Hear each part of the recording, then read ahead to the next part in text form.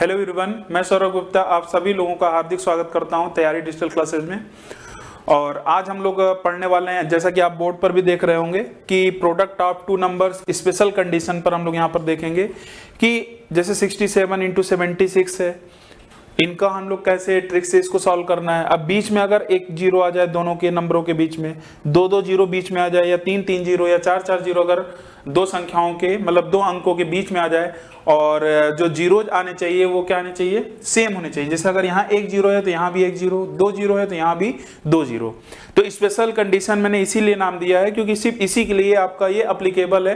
कई बार आपने देखा होगा कि 103 इंटू 107 का मल्टीप्लाई करना है, 105 का मल्टीप्लाई करना है, तो आप आराम से मतलब थोड़ी दिक्कत होती है। लेकिन अगर ये आज का वीडियो आप देख लेंगे तो ऐसे कैलकुलेशन में आपको कोई दिक्कत नहीं है होने वाली है, आप बहुत ही जल्दी से आप मल्टीप्लाई कर सकते हैं। ठीक है, तो चलिए स्टार्ट करते हैं। और जैसे कि आपको पता है कैलकुलेशन ट्रिक की ये सीरीज चल रही है, और यहाँ पर आपको हर सेशन में आपको कुछ ना कुछ नया जरूर मिल रहा होगा।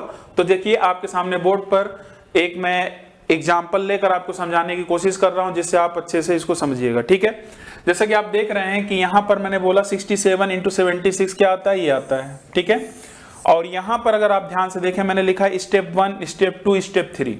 स्टेप 1 पे अगर हम बात करते हैं तो हम लोग क्या करते हैं, जो 2 क्रॉस 2 पे पहले समझेंगे, फिर आगे हम लोग देखेंगे कि अगर बीच में जीरो हो जाएगा तब क्या करेंगे। ठीक है, तो मैंने क्या लिखा कि 7 और 6 का आपस में आप क्या कर दीजिए, मल्टीप्लाई कर दीजिए। तो क्या होगा, 7 छंग 42, 42 में आपने क्या लिखोगे, 2 लिखा, और ये नीचे जो 4 आपको दिख रहा है ये कैरी के रूप में हमने वहां पर लिख लिया है। ठीक है, तो 7 छंग 42 हो गया। ठीक, अब आगे बढ़ते हैं। जो दूसरा स्टेप होगा, दूसरे स्टेप में क्या करते हैं, जैसे कि आप देख रहे हैं इसका और इसका क्रॉस मल्टीप्लिकेशन, जो कि मैंने बगल में लिखा हुआ है दिखाने के लिए। फिर 7 और 7 का क्रॉस मल्टीप्लिकेशन, दोनों का मल्टीप्लाई करके दोनों को क्या कर देना है, जोड़ देना है। तो कितना आ जाएगा, 36 और 49, 36 और 49 जब जोड़ेंगे तो कितना आ जाएगा, 85। लेकिन ये जो 4 कैरी था इसको मैंने 4 यहां पर जोड़ दिया है, तो कितना आ जाएगा, 89। अब 89 पूरा नहीं लिखेंगे, सिंगल डिजिट में लिखेंगे। ठीक है, तो हमने क्या लिखा, 9 लिखा, और 8 को मैंने क्या कर लिया, कैरी कर लिया। बाद में फिर हम इसको जोड़ देंगे। फिर आगे आते हैं स्टेप 3, जो लास्ट स्टेप होगा। फिर इसका आप मल्टीप्लाई कर दो, 6 सते 42, और 42 में फिर हम लोग क्या करेंगे, ये 8 जो आपका कैरी था 42 में 8 जोड़ देंगे तो कितना आ जाएगा, 50। इसीलिए नीचे मैंने अंडरलाइन करके भी लिखा है, पहले बार अंडरलाइन यहां पर है, दूसरे स्टेप में अंडरलाइन मैंने 9 को किया है, और जो लास्ट स्टेप था इसमें जो 50 है ये स्टेप 3 के लिए मैंने यहां पर अंडरलाइन कर रखा है। ठीक है, तो उम्मीद करता हूं कि आपको ये अच्छे समझ में आ गया होगा। अब इसी पर हम लोग आगे बढ़ेंगे, लेकिन आगे बढ़ने से पहले कुछ चीजें और समझ लीजिए। जैसा कि मैंने अभी बोला कि अगर 67 और इंटू 76 की वैल्यू कितनी आई, 5092।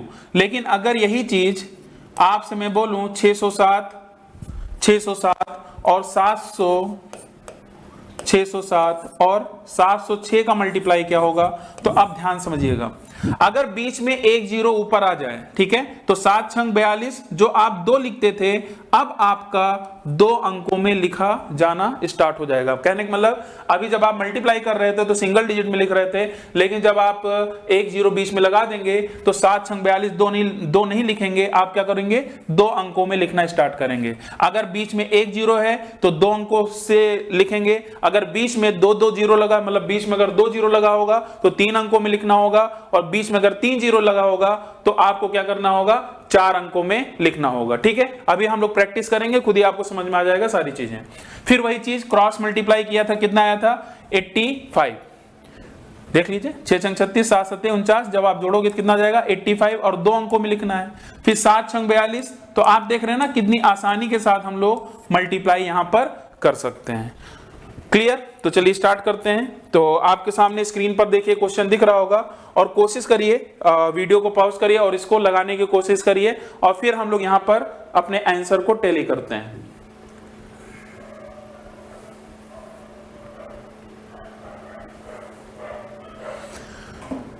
तो यहां पर उम्मीद करता हूं कि आपने लगा लिया होगा।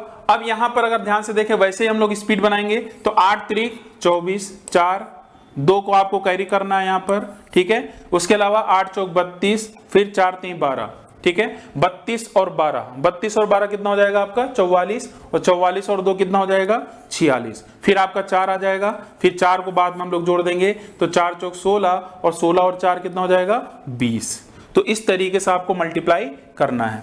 आगे बढ़ते हैं, ऐसे ही आप सारे करने हैं। 3 दूनी 6, और इसी पर आपको स्पीड भी बनाना होगा। 3 दूनी 6 हो गया, 7 त्रिक 21, 9 दूनी 18, ठीक है। 21 और 18 कितना हो जाएगा आपका 39, ठीक है। 39 हो गया तो 9 लिखा, फिर 3 कैरी हो गया, 9 सत्ते 63, 63 और 3 कितना हो जाएगा 66। तो इस तरीके से आपका आंसर यहां पर आ जाएगा। आप लोग अपना टैली कर लीजिएगा। 7 दूनी 14, 4 हासिल लगे क्या 1 है, 7 चौक 28, 5 दूनी 10, 28 10 38 और 1 39, फिर आपका 3 कैरी हो गया, 5 चौक 20 और 3 23, 2394, ठीक है। ऐसे ही आगे बढ़ते हैं। यहां पर देख लीजिए 3 दूनी 6, 6 त्रिक 18, 7 दूनी 14, 18 और 14 अगर आप जोड़ेंगे तो कितना जाएगा आपका 32, फिर 3 कैरी हो गया, 7 छंग 42, 42 और 3 45, 4526। ये वाला भी देख लेते हैं। यहां पर अगर आप ध्यान से देखें, यहां पर फिलहाल मैंने आपको बताया, इसको मैंने बता भी दिया है आपको। अगर आप ध्यान से देखें 72 16 तो तुरंत आ गया। क्यों?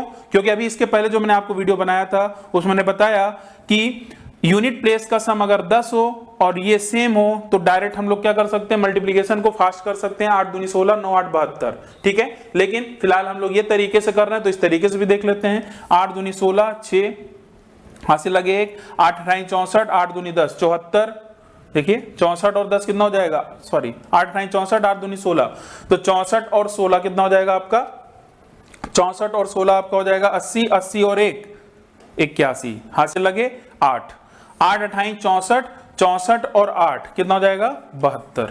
ये आपने निकाला भी था। लेकिन अगर मैं बोलूं यहां पर सबसे बेस्ट क्या होगा, तो सबसे बेस्ट वो वाला था। इस तरीके से हम नहीं करेंगे, ठीक है। इस बात का ध्यान रखिएगा। तरीके बहुत होते हैं लेकिन धीरे धीरे आप जब पढ़ेंगे तो अपने आप समझ पाएंगे कैसे हमें करना है, ठीक है। तो चलिए आगे बढ़ते हैं। यहां पर मैंने आपको सारी चीजें बता भी दी थी, ये सारी चीजें मैंने यहां पर बता दी, ठीक है। चलिए तो आगे बढ़ते हैं। अब हम लोग बीच में अगर 0 की एंट्री हो जाएगी तब क्या कैसे करना है, और इसके बाद फिर आपका यहां पर बस इतना ही आपको मुझे सिखाना था। छोटा सा वीडियो है लेकिन उम्मीद करता हूं आपको अच्छे से सारी चीजें समझ में आ रही होंगी।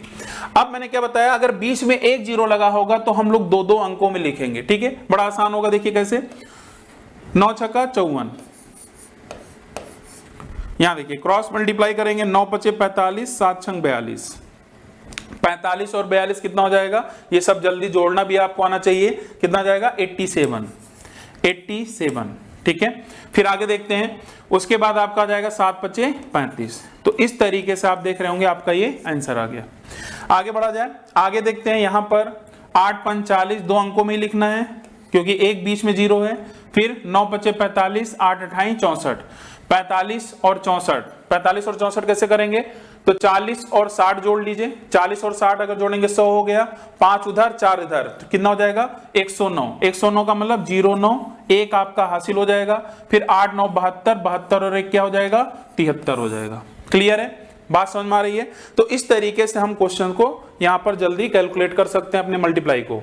अब ध्यान दीजिएगा, यहां 2 बीच में, ये ध्यान रखिएगा, ये चीज अगर ऊपर 2 0 बीच में है तो यहां भी 2 0 होना चाहिए। ऐसा आपके अगर दिमाग में क्वेश्चन आ रहा है कि अगर सर बीच में 3 2 हो जाए तब क्या होगा, तो ये आपका इसी के लिए एप्लीकेबल है, ठीक है। इसलिए स्पेशल कंडीशन मैंने नाम दिया था। अब 4 3 12 है तो कितने अंकों में लिखा जाएगा, 3 अंकों में। हाँ बिल्कुल सही, 3 अंकों में लिखा जाएगा, आपने सही सोचा है। 3 त्रिक का 9, 7 चौक 28, 9 28 और 9 कितना हो जाएगा आपका 28, 9 आपका 37 हो जाएगा। तो 37 को भी हम 3 अंकों में लिखेंगे, 3 7 और 1 0 इधर लगा देंगे, और 7 त्रिक 21 हो गया। अब इसको 3 अंकों में लिखने की जरूरत नहीं है क्योंकि आगे 0 लगाने का कोई मतलब नहीं है, ठीक है। और अपना आप आंसर टैली भी करते रहिएगा। चलिए लास्ट 2 क्वेश्चन और रह गए हैं। अब 3 अंकों में है तो कितने अंकों में लिखा जाएगा, 4 अंकों में लिखा जाएगा। तो 7 पचे 35, तो 35 लिखा। 4 अंकों में लिखना है, थोड़ा इधर से लिखते हैं, 35 हो जाएगा। और कितने अंकों में लिखा मैंने, 4 अंकों में। 5 चौक 20, 7 चौक 28, 20 और 28 कितना हो जाएगा 48। फिर 4 अंकों में लिख दिया, फिर 8 चौक 32 आपका आंसर आ गया। आप चेक भी कर सकते हैं कैलकुलेटर से, आपका आंसर यही आ रहा होगा। ठीक है, चलिए यहां देखते हैं। अब 4 जीरो अगर बीच में है, ऊपर नीचे बीच में, तो हम कितने अंकों में लिखेंगे? 5 अंकों में लिखेंगे ना। अभी तक 4 अंकों में लिख रहे थे, 3 था तो 4 अंकों में, बीच में 0। अब 4 जीरो बीच में है तो कितने अंकों में लिखेंगे? 5 अंकों में। तो 4 दूनी 8, 8 को हम कैसे लिखेंगे? 5 अंकों में। तो 0 0 आगे ही तो लगाएंगे, तो ये 8 हो गया, तो 5 अंकों में लिखा गया। 4 जीरो इधर लग जाएगा। अब इधर देखिए, 9 चौक 36, 7 दूनी 14। ठीक है, 9 चौक 36, 7 दूनी 14 हो जाएगा। 36 और 14 कितना हो जाएगा? 50। 50, ये 2 अंक ये हो गया, लेकिन अभी 3 अंक और लिखना है। ठीक है, इस तरीके से। फिर 9 सत्ते 63। तो आप देख रहे हैं इतने बड़े कैलकुलेशन को कितनी आसानी से हम लोग सॉल्व कर दिए हैं। तो उम्मीद करता हूं कि ये आपका, देखिए छोटे छोटे वीडियोज हैं और इसीलिए मैं छोटे छोटे यहाँ पर वीडियोज बना रहा हूं, जिससे आपको हर सेशन में छोटी छोटी बातें, आप अपना पॉइंट नोट करिए, अपने नोट्स बना लीजिए कॉपी। ठीक है, और कैलकुलेशन में यही कहूंगा, कैलकुलेशन ट्रिक जहां पर मैंने बोला भी था कि वैदिक मैथ्स का भी मैं यहाँ यूज करके आपको बहुत सारी चीजें बता रहा हूँ, और बहुत सारी चीजें बताऊंगा भी अभी आगे चलकर। बहुत नई नई चीजें हैं, तो उनको अलग से आप एक पतली सी कॉपी बना लीजिए, जहां पर आपको सारे पोर्शन आपका लिखा रहे और हर एक चीज आपको वहां पर आपको प्रैक्टिस करनी है। ठीक है, क्योंकि पूरी मैथ जब आप सिलेबस में आएंगे, चाहे परसेंटेज पढ़ो या कुछ भी पढ़ो, तो वहां पर आप इन सब का यूज करके अपनी स्पीड बना सकते हैं। ठीक है, तो सेशन कैसा लगा? उम्मीद करता हूं कि अच्छा लगा होगा। तो ये सेशन में यही फिनिश कर रहा हूं। नेक्स्ट आपका वीडियो और जबरदस्त लेकर आऊंगा आपके सामने। तो थैंक यू, धन्यवाद।